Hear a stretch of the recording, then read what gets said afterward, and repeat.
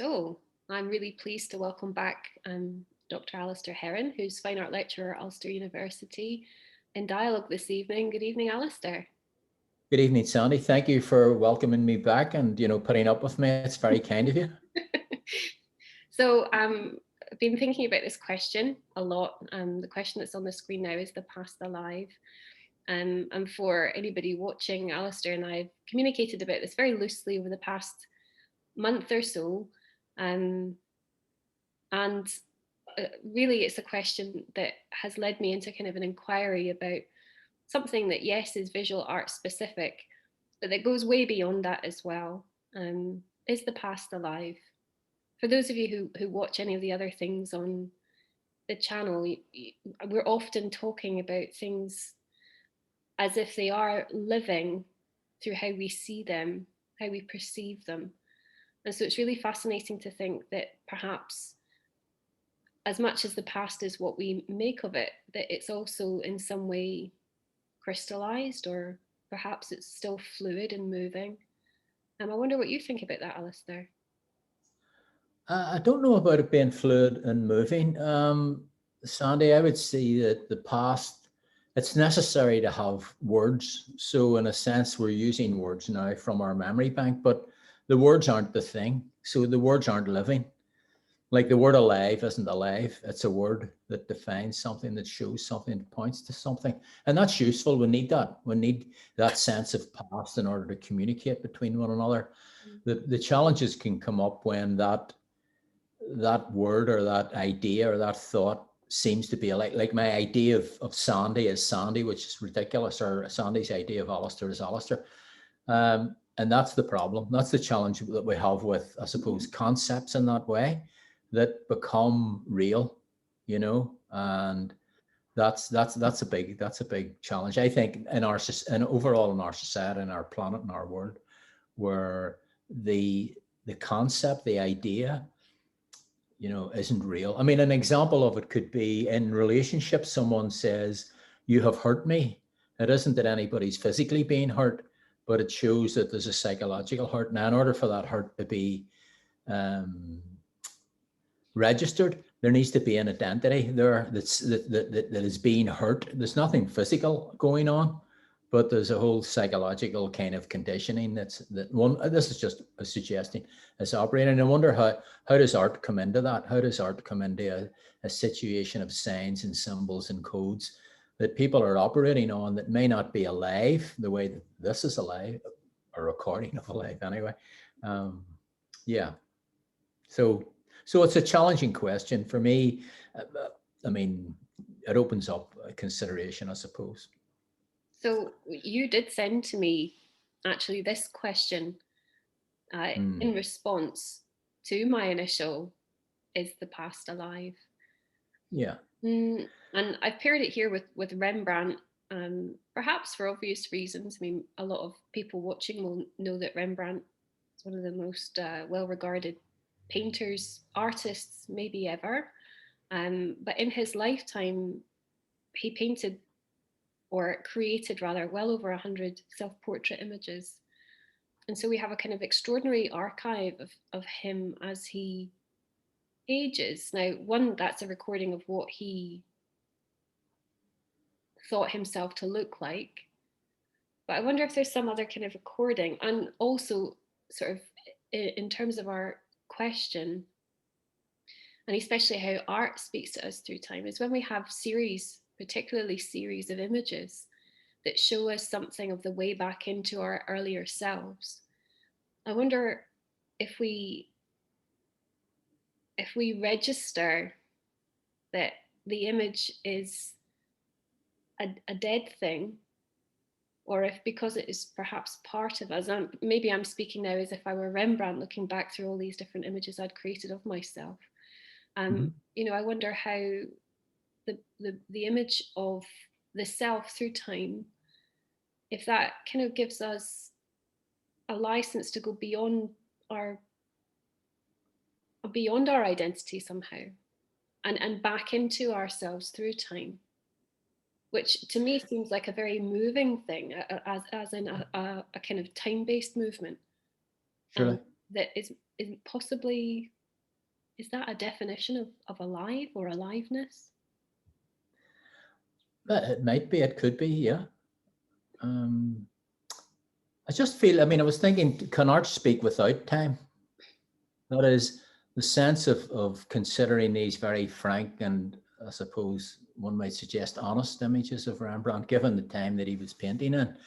Is there a timelessness, you know, that this is shown now in reproduction digitally and so forth, and it's what's speaking to us, what's speaking in a sense, is there a humanity that speaks with this image? And in order to maybe engage and inquire with that, to have that mirror, if you want, of relationship unfolding, is it a humanity, a commonality that creates the art, irrespective of time? So, and I was just wondering, and considering your question here, Sandi, does one have to have an appreciation of color and composition and certain contexts and values in order to feel that commonality, to see that relationship heartfelt? Which is time again, it kind of, you know, runs against what I'm saying. It's just the nature, I suppose it opens up the whole thing about art. The etymology of it can be what's fitting. And so what is fitting in this image of this person? And what elements are speaking, so to speak? How does art speak? You know, and what's its vehicle of grammar? What's its syntax? You know, those considerations. And I don't think that, I mean, they might be able to be answered in different ways from different perspectives if somebody has a knowledge of that. But I'm talking about speaking in a more heartfelt and a more visceral manner. How do people feel about looking at something that they maybe can't necessarily sometimes articulate in words? And is that a good thing? You know, when you go to the Louvre and you stand there trying to dodge the million other people who are all standing looking at the Mona Lisa. And especially when I was little, I was obviously completely fascinated with the idea that she would follow me around the room. And I really did, as a child, have a have a kind of strange superstitious or supernatural sense, or the sense was of the supernatural about certain paintings based on almost like the mythology that springs up around them. That's really, really basic, actually, very standard, like, you know, the way that Da Vinci painted, so that her eyes will look at you wherever you are, as Rembrandt will now as well. This sense that she was in fact some living thing and that she would engage with me. I wonder about this with art. You know, I choose to engage with art. I like going to art galleries. I like being surprised by art. And when I look, and I really look, and I feel that I spend time quietly with what I'm seeing, it sounds so silly to say that there's any reciprocity in that, but I do wonder about a give and take between a viewer and an artwork. And the give and take is perhaps generated by the viewer who is alive and looking, but because of the sense of being invited in. And again, listen to the language even, it's funny, isn't it? I'm invited in by a painting, or I'm made curious by a painting. Now, something that makes me curious doesn't have to be alive, but nonetheless, something that invites me in does. And maybe there is an element that these things that are objects, that are still and forever still, also have this kind of supernatural life. And maybe it just sounds too silly. No, I think it's the creative aspect of it, and I think a key word for me and what you say would be viewing. So what's celebrated here? I mean, a painting is made to be viewed. All of these objects, these material objects, were made to be viewed. So in that sense, like a poem's meant to be sometimes spoken or read.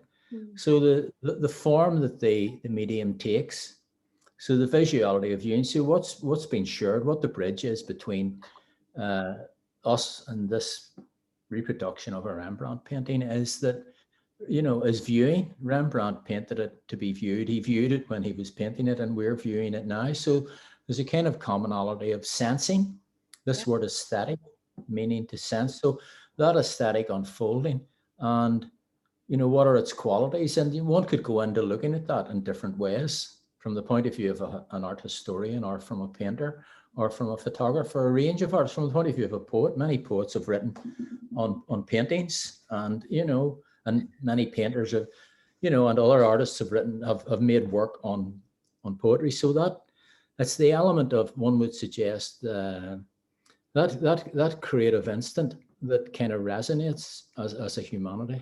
I mean, without being, I don't mean it even in a scientific manner, just in a manner of simple humanity, that we're viewing this, and that sense of viewing, and the feeling of sensuality, I suppose that would be it, and the ingredients that could go into that. And I think what's interesting about what you're saying, Sandi, is that you can unfold that. Sometimes you can look at something, and the first viewing, you can get a sense of it.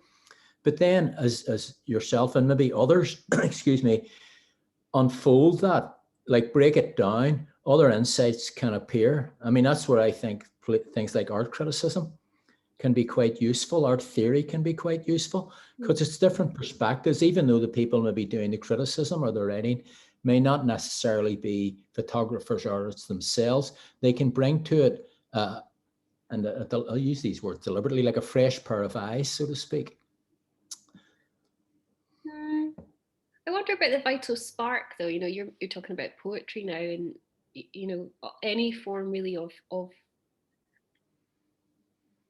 sort of a manifest creativity. So thinking, let's take it into dance, maybe.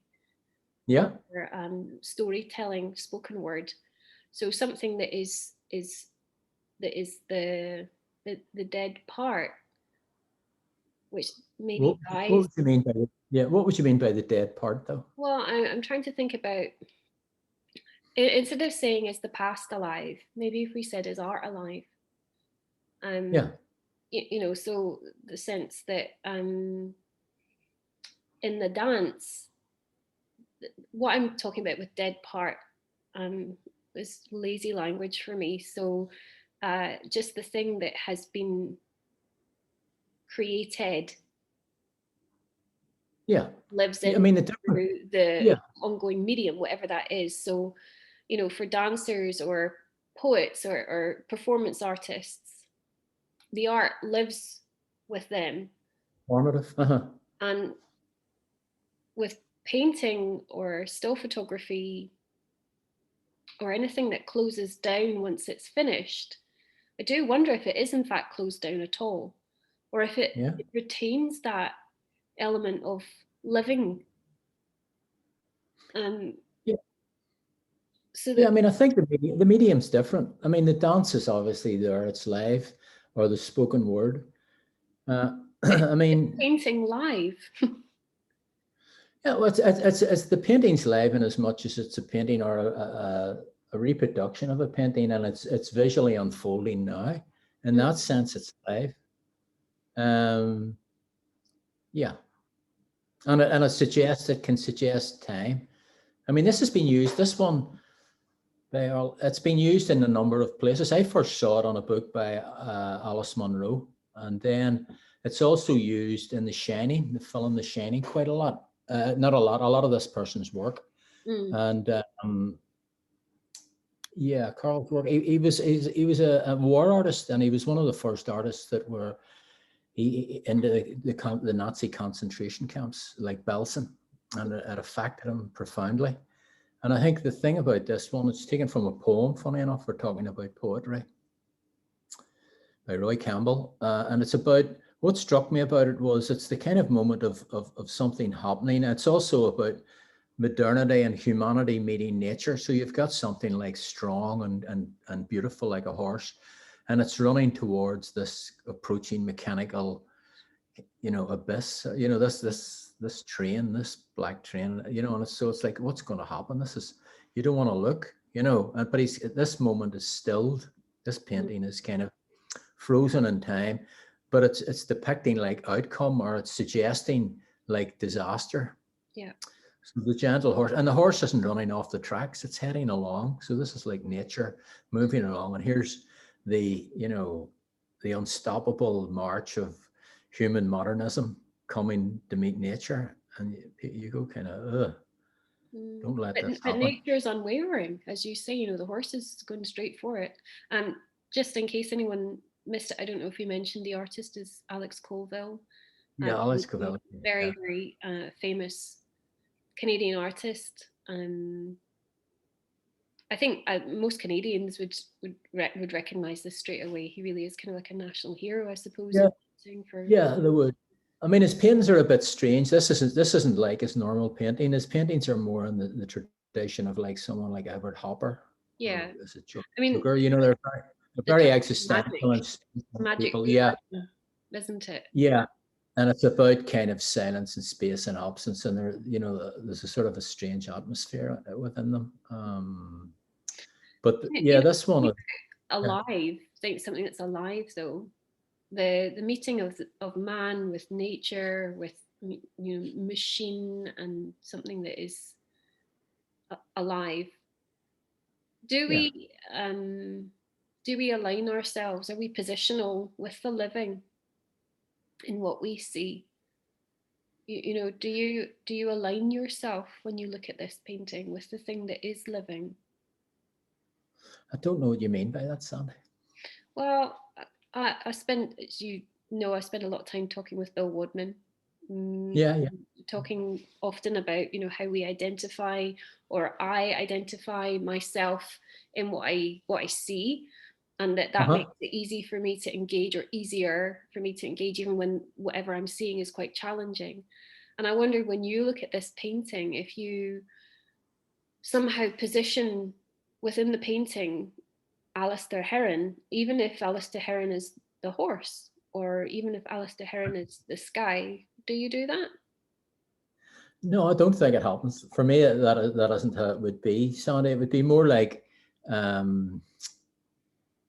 I say to you, the horror of it, like what the codes and the symbols that came across to me. It was like anticipating disaster, or and that would be like, this is titled Horse and Train, but it's a bit, for me, it's like, it's a terrible impending disaster, and I don't really go for, I mean, that I know of, identification by way of an aspect of it. I would say just. But though there's impending disaster, there's also then another chance, isn't there? And I wonder, that there's a position there, isn't there, that you've taken through an identification of the impending horror. Absolutely. Yeah. And that's my conditioning. I mean, that's what I'm bringing to this as a whole. There's obviously a series of memories in order to kind of talk about that. But the nature of the ingredients of the art form can be symbolic, if you wish. It could be codific. There could be aspects of codes within it, and there could be obviously aspects of me as regards how I, signify or connotate or denotate horse or machine, or all of those elements, and what I feel about nature or what's happening in the world. There's a whole mix of association, so to speak. How that unfolds as regards maybe an appreciation or an aesthetic or a sense, there could be different readings. As I was saying to you, think about the Rembrandt. One can have a whole range of different contextual readings of that. But my sense of it would be, it's the feeling that would be brought to the relationship between this image and others would be the important thing, especially for the others, especially for people to come and say, as you're asking me, I think, what is it that makes that? Why did you select this image? What are, what's behind that image? And I could explain, it's about maybe ecology, or it's about the state of the world, in that way. I am interested in whether just, do you put yourself forward in time here? Do you see into the future in this painting? As in, do you meet the point at which the horse meets the train? No, I don't think it's a matter, for me, it isn't a matter of seeing into the future. It's a matter of the painting again. What is the painting saying?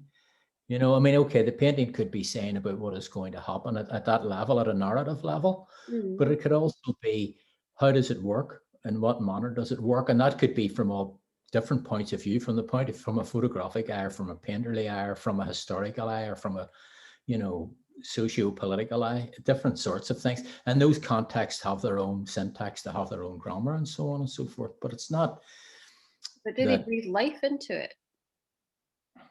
Well, does it work as art? Does it function? Does it actually elicit a kind of what does it say in that sense? And that's what I'm saying. And the different ways of its saying, the different manners in which that can be read, I think are quite interesting. There's a great variety of interpretation within that. The challenge can happen when the interpretation becomes, I'm talking about myself, too moribund or too kind of rigid or too fixed. You know, there needs to be a fluidity to allow that space to occur, a space of allowing the interpretation. Not that I allow anything, that it's there. But it's a matter of, does it enable a kind of an openness to occur? And I think that's that communication. In allowing something. Enabling is probably a better word than allowing. But enabling, again, I know this is language and I'm being lazy by picking on the language of it, and I am being rigid and I apologize, but you know, you are using words that are about something that is living, that is alive. So what do you feel alive is, Sandi, if I could ask you? Well, again, apologies for my rigidity with this, but you know, I'm thinking about the word enabling. Yeah. Enabling, to enable something, to me, does kind of imply able. And if something is able, to me, it suggests it is living. Somehow it's living. Yeah, one would say, I mean, enabling or facilitating, enabling a question to be raised. So how does this image, I mean, I think on all images, how do they raise questions and open inquiry? Because one might suggest a very basic fundamental of our humanity is a questioning, and good art raises the question and keeps it open. And I think, you know, irrespective of its form, yeah, I mean, this is art that's opening up, and in my as I look at it, that's what, you know, there's aspects of it. And how does it do that? How does it enable for questions to be raised? And I don't mean questions like an exam question, but human inquiry. What is it about this that makes me like it or dislike it or half like it, you know, in a manner of trying to unpack that, if I want to do that, or just go along with that facilitation. Yes, is a nice quality of sensing, possibly. So, I mean, this is a painting by Wilhelm Hammershoi. It's from 1905. It's his wife Ida, who he painted many times, and he painted at this address many times. Lots of his probably best known interiors come from around this kind of time and at this address, maybe later when he was very kind of settled in a larger house. But this apartment gave rise to many paintings, and actually this window Yeah. window is a frequent form in Hammershoi's paintings. Again, this is coming back to, well, what we were just saying, but also to make a point that my initial and probably quite lazy question is the past alive. You gave me, you know, how does art speak to us? And then it was, why does art speak to us? Yeah, well, just yeah. Why does art? Yeah, does art speak? I mean, how does it speak? I mean, how does it communicate? Yeah, communion. It's a sense of communication. How is the communication happening? What's the quality and the fabric of this communication? But that's the other thing that I find so interesting and would love to kind of pause in, is this feeling of communion. You know, I described earlier here being little and being aloof and going to see Mona Lisa and being told all about it, and better watch out because she is going to be watching you. Lo and behold, yes, she was. So even though she was teeny tiny and what a disappointment, nonetheless, yes, she did. When I was able to dart about as a child, which is probably in my memory a bit skewed anyway, because I don't think anyone ever has any space to dart about when looking at the Mona Lisa. But her eyes did follow me. And I find that in painting often, just as an aside, paintings that are of people, portraits, when they're so arresting, it's as if they are speaking to me. It's as if there is a communication between me and who is in the painting. And then also this idea, again, talked about so frequently on all the other little snippets and shows I have on this channel, this idea that, who is talking? Am I just talking in a giant echo chamber to myself and believing it to be the living of the work I view? Is it really the artist who's speaking to me? And though it might not be direct to Sandi Robertson, it's speaking out into the world and therefore breathing life through the kind of conduit or the vessel of the painting or the sculpture or the photograph or whatever? Or is it that actually what is within the space of the image or the form, it has its own communication strategy, and something that communicates in that way to me seems so vital.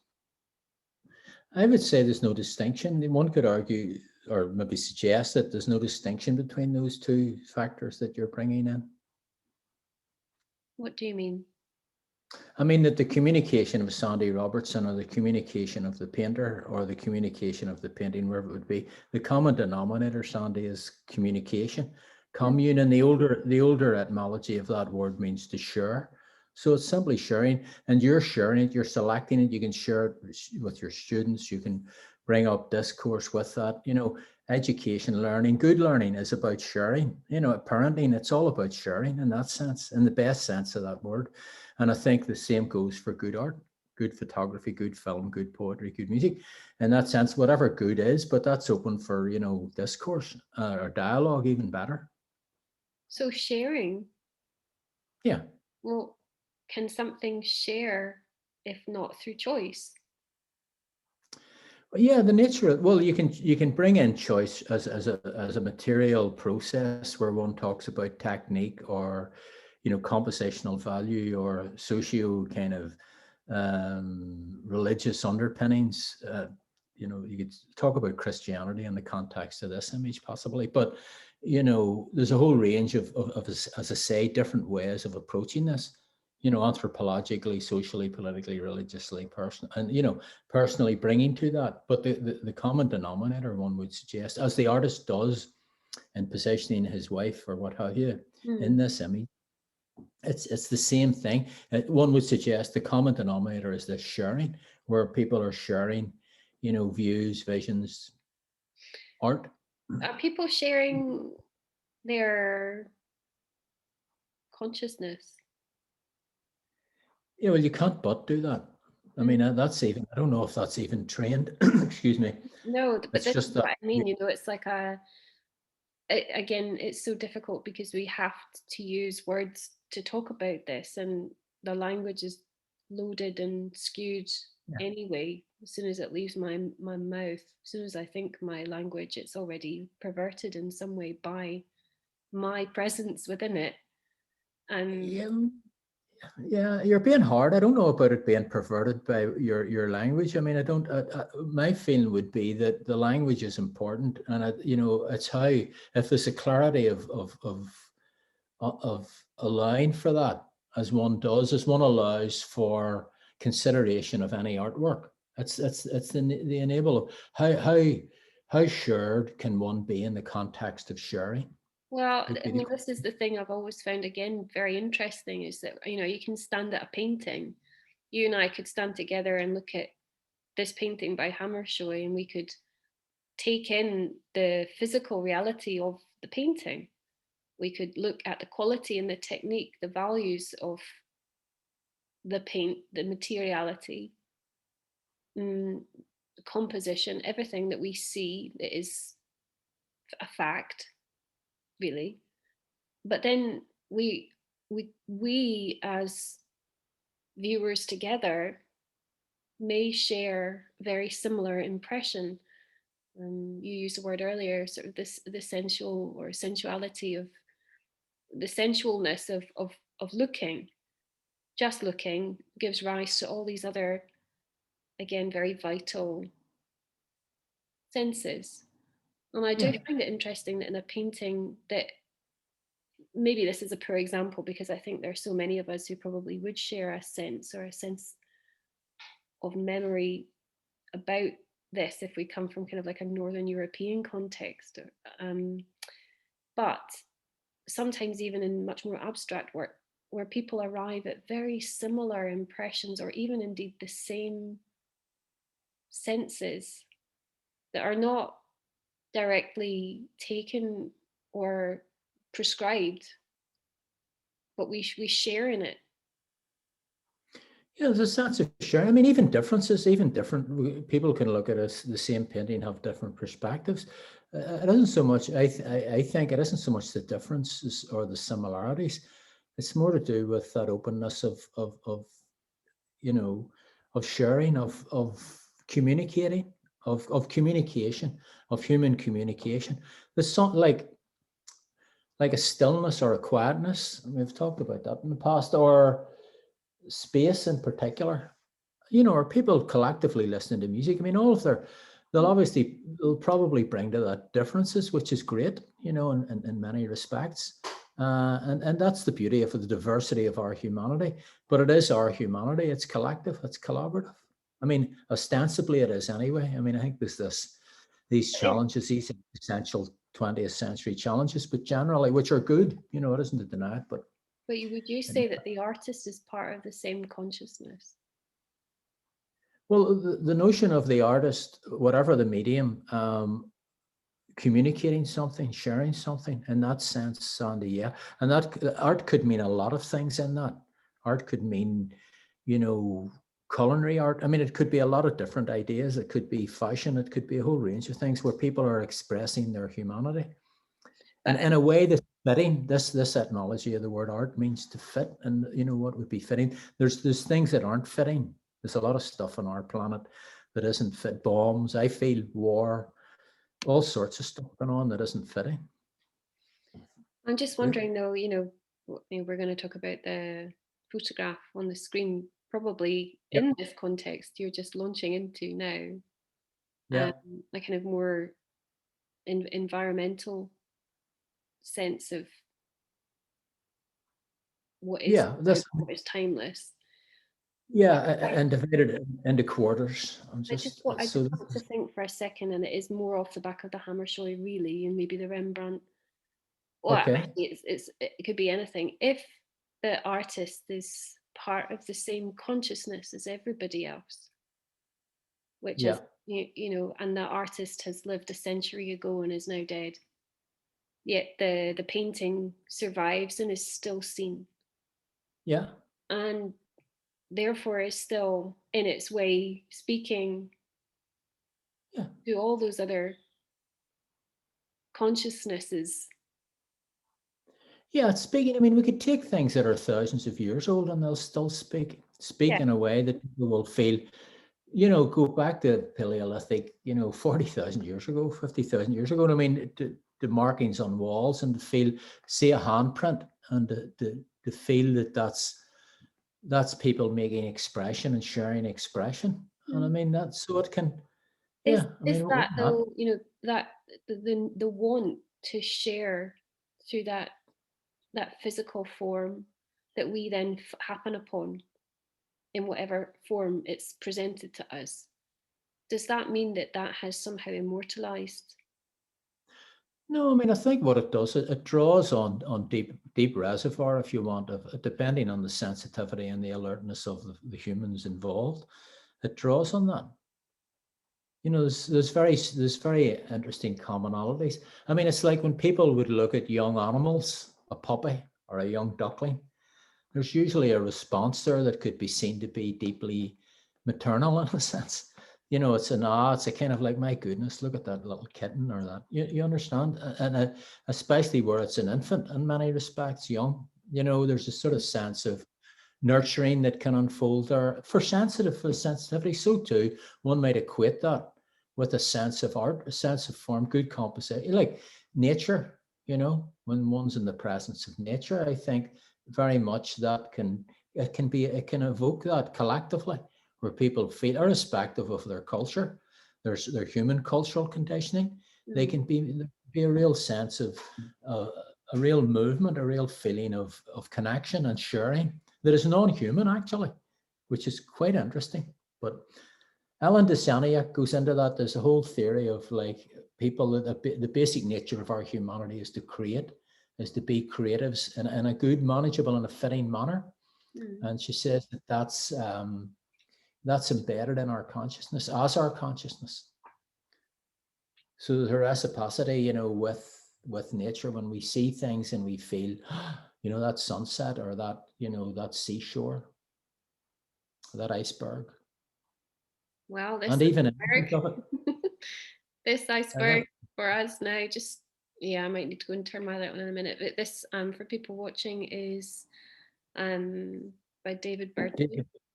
Yeah, it's 2007, part of his Antarctic expedition. He went to the Antarctic, and he went also to the north of the planet. But I mean, I like it because I think it's very, I suppose it's there could be an element of technical trickery in it, where it's just one image, but it's 4 images, also 4 different moods, if you would. It really reminded me of when you shared that photograph. Do you remember you gave me a photograph before that you'd taken of a tree stump? That's right. And I thought it was 2 separate images. That's right. Yeah. That's very quality. Well, the way you're showing this now with the stark white is quite interesting. Yeah. It's almost like white being, because white in the East can be death. You know, when people mourn in certain countries like Nepal, or you know, they'll wear white rather than black. It's just their cultural code for it, you know. So it's quite like a white death in this here idea, because I do think, for me anyhow, it's like the notion of climate change and icebergs, ice melting. And there's a sinister aspect to that as well in it, how we're reading it from left to right, usually in this culture. So you're looking at that and into the kind of the darkness, this looming iceberg that could be melting. I'm putting these meanings on it. And wow, I think it's quite today on the news, you know, there was thing today, the biggest iceberg is no longer the biggest iceberg. Too much of it has melted away. And I was listening, I heard it on the radio, and the way the newsreader said it, it was almost like the melting away was a good thing. That's not what she intended, I'm sure, but just the way it came out, it's like, and big parts of the iceberg have now melted away. And I thought, such a mournful thing to talk of, to deliver as news, and yet it wasn't intoned in the way it was spoken about as something that should be mourned. It was really interesting as a listener, the way that perhaps somebody trying to get through their news reading job might look at the information and not understand the gravity of what's being read, and think of it more as a kind of almost like a bite size little chunk of something trivia. Actually, well, maybe, perhaps. It's also the way news comes across. I mean, the whole thing of mediation on it, I feel media is mediated, and there is a form for it. You know, it's the news. It isn't like it's, you know, this is our edited news and this is our point of view. It's the news. So it's assumed that this is all that's happening. Like, you're rarely going to get the news saying, you know, 500,000 people smile today, or you know, 3/4 of the world were happy, or, you know, it also seems to be sensationally bad news. And I don't think that's, you know, I mean, it's just how the thing has become mediated in short sound bites, like you say. It's not really opening up for a broader, different ways, I mean, of viewing information and communication need to be developed. We're losing a lot. Media is tending to, you know, it's ironic that we've got an opening up technologically of a lot of different media forms, but in another way, it's becoming very, similar. There's a kind of, a monoculture that's unfolding based around celebrity and stuff like that. But that's my point of view. Could be wrong. Why did you choose this one, really, Alastair? I mean, I've put them in the order you gave them to me. Oh, right. There was no specific order. Yeah, no, just I like the kind of I like the trickery of it, I suppose. The four, this quarter, these fours images, and that it was one image. So it was suggesting four distinct atmospheres, environments, times, seasons, 4 seasons, maybe just that idea of four, and also that it was one. So 4 in 1, so many in one as well. So there's a number of things in operation. And this one has been, as I said, for me anyhow, this notion of climate change, climate crisis, climate catastrophe, without being like, Eco says, without being fear and loathing about it, we can do things about it, and we hopefully will be doing things about it. But as a planet, as a united planet, it should be great. But that's, so those were ingredients within it, why I kind of selected it. And also the idea of artists going out, the notion of a Canadian artist going out with an expedition that's going and looking at the ecology, the sort of the biotic states of our planet, and taking someone with them who's a cultural worker, so to speak, and they're making comments in this way. So creativity isn't just in a gallery. It might be shown in a gallery, but the initial impetus, it's interesting that artists, we were talking about Colville's work. War is a good thing in any shape, size, or fashion, but I think it's interesting that you're getting artists going out with people, with others. I think there needs to be much more engagement with art and science, for example, and ecology. Do you think then that engagement, again, sorry to be so limited, but do you think engagement across like disciplines breathes, again, this idea of life somehow into cause, and therefore allows whatever the point is to be much more available to people? In that, we could hear a scientific report on the news, or we could read it in a digest somewhere, or we could pick up the New Scientist and read all about this, or what this photograph otherwise might mean. But to have the visual artist present and recording, does the recording of the living element bring life for others through it, to it? Well, it could, Sandi. If you take this, it's right. I don't know if a scientist or a biologist or an ecologist could take a photo like this and make a comment about climate change. I don't know that this was actually made about climate change, but I do think it could be read as that. And I think it's a very interesting photograph. I don't think a scientist necessarily would have been able to take the photograph, but I think there's crossovers. It's interesting to think of, somebody like Leonardo da Vinci going to the court, not as a painter, but as a musician, and how you have these interesting crossovers between areas like music and, photography and dance and so on and so forth. That artists aren't just, but I do think our times call for a reappraisal, an ongoing reappraisal of where art is, and it should come back. The original idea of, the natural sciences, and Da Vinci, Da Vinci again, his work, wasn't just his landscapes weren't landscapes, he was looking at it from the point of view almost of, biology, botany, and the same with his anatomy. So medicine, so at one stage, all of the, it's interesting.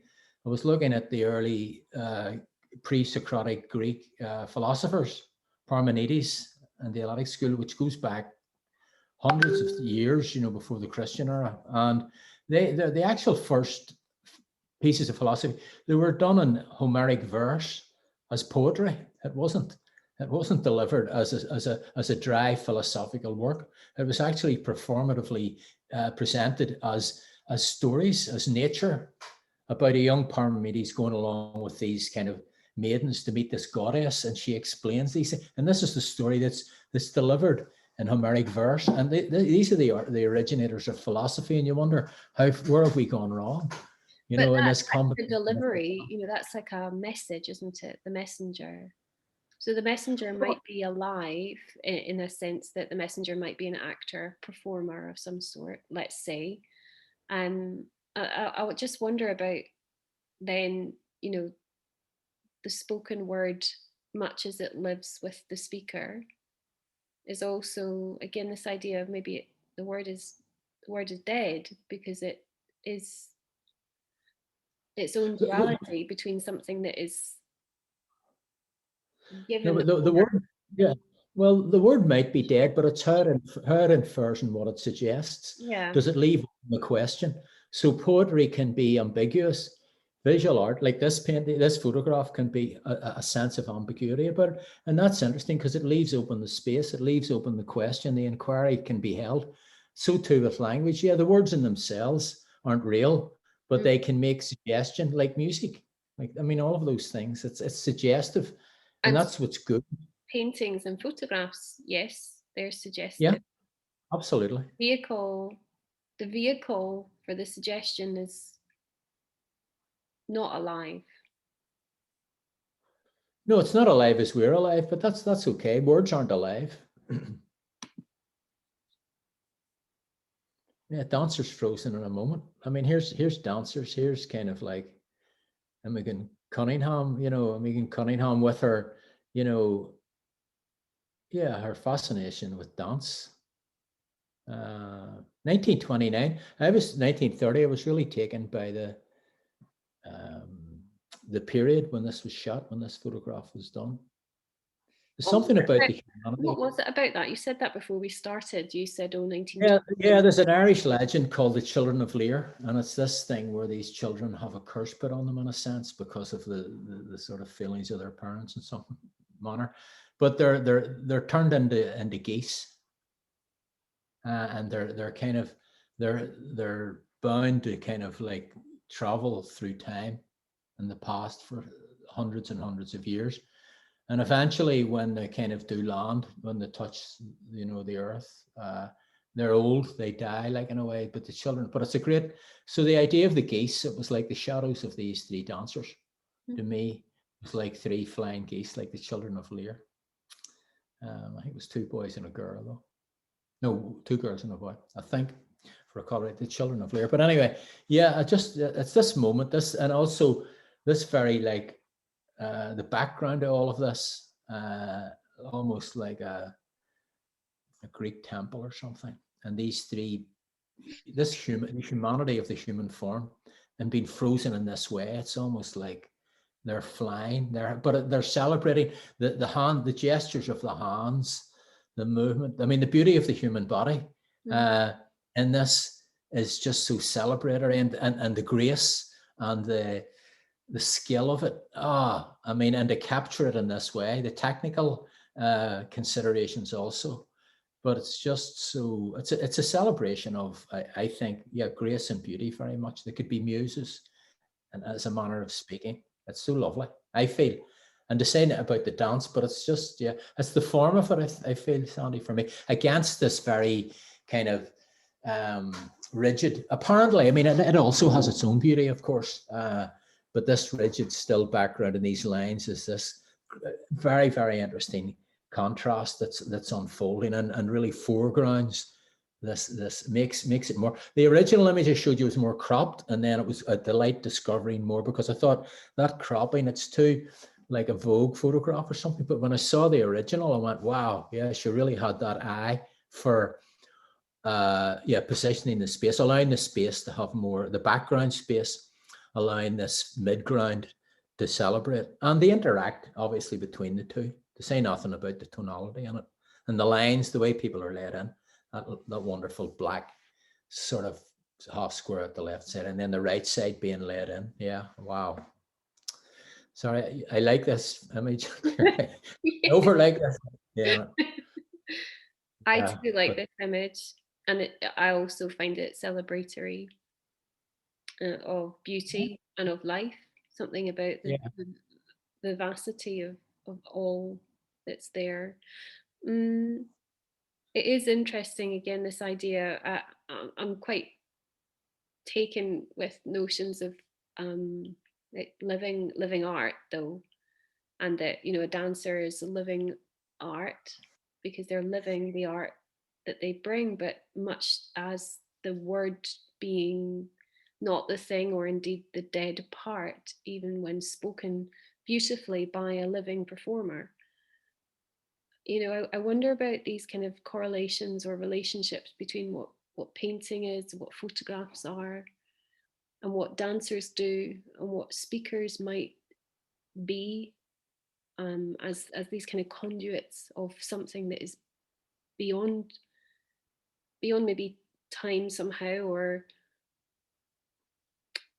it sounds terribly muddled when I'm saying it out loud, but actually it has an increasing clarity as we've gone along this evening, thinking about, It's like, is this alive? well, it's not the dancer so much as I think the photograph is what it makes. In fact, I was looking at the central figure in this, and she seems to be bringing down the light. Her head's back. It's almost like she's kind of calling down. This sense of her head's back, and it's like a support. If you take the three figures as one unit, the space between them, they're like almost supporting her, and she's in like in an ecstasy thing, and she's looking back. It's almost like she's bidding the light downwards. She's bringing the light down. There's a, you know, her head's back, and it's overwhelmed, the light, and the way the three faces go. Yeah, and I haven't realized that till now, about her head being back. It's very important. Well, I feel it adds to it. The more one looks, I think, at a lot of things, Sandi, like we were saying maybe earlier, the more one goes into descriptions, I think the more, sometimes it can enrich it. No, sometimes it can't. Sometimes it can be very obscure and, you know, dense and, you know, prolixic ways of describing things that are too overwhelming. But yeah, I think this really communicates humanity. Yeah. Great stuff. Wow. Alastair, thank you very much for your choices. It's okay, Sandi. Thank you for yours. You know, there were, yeah, the Rembrandt. It was good to be, the Rembrandt ones. I agree with you. There's some of us. There's one of Rembrandt's mother. Have you ever seen that one? Supposedly Rembrandt's mother. She's reading a book. It's quite an interesting image of this. It's quite an, because Rembrandt's, I think his mother was his mother Catholic and his father Protestant. At that time, it was quite an interesting thing, his background. But and it informs the sense that the mother's actually looking at a book. There's a literacy thing involved with it, and the nature of the imagery within the book. But anyway, it's all right. But his images of his, certainly there is a temporal factor. But anyway, that's, yeah, time marches on, Sandi, as it's supposed to. But art remains timeless in its spatial capacity. Thanks very much, Sandi. Much appreciated. It's good to, yeah. Thank you, Alastair. See you again another time. Would be lovely. Bye-bye, perhaps. Yeah, good seeing you. Good seeing you. Thanks for allowing this to unfold. Bye.